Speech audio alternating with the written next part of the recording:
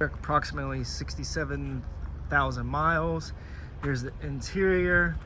We just haven't used this like we were expecting, so we're putting it for sale.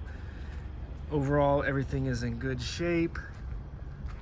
I probably could use some paint. We painted it red.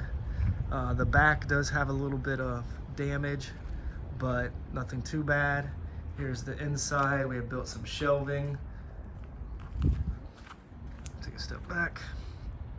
Going on the side here, we have a little ladder rack we put. Walking to the driver's side right here, you can see the interior. AC works, radio works. You know, interior overall is good.